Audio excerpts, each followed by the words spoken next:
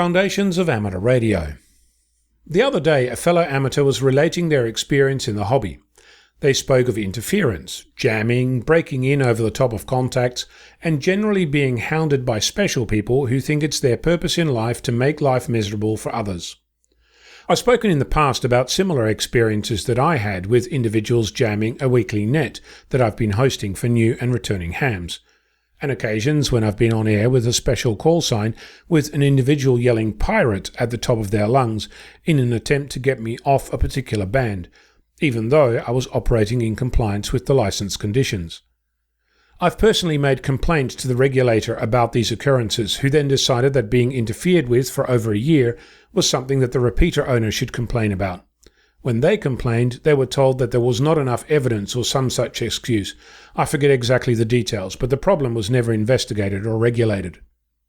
I contacted the regulator to advise them of interference of our national broadcaster on a particular frequency on a particular stretch of road, and their response was that it wasn't their problem to fix, even though the Australian Communications and Media Authority is specifically the spectrum regulator.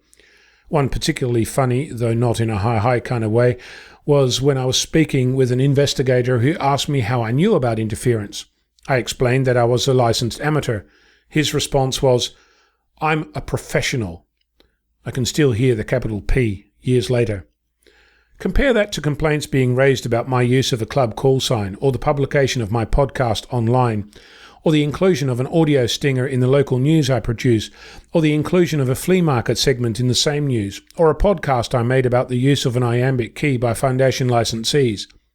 In each of those occasions, either the regulator or the peak representative body of amateur radio in Australia, the Wireless Institute, or both, jumped in feet first, making pronouncements, issuing decrees or directives without ever actually contacting the person about whom the complaint was actually about.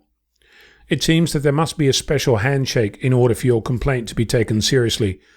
That, or they're both running scared because I ventured to make an opinion publicly. No, it can't be that. We have freedom of speech in this country, right? Anyone?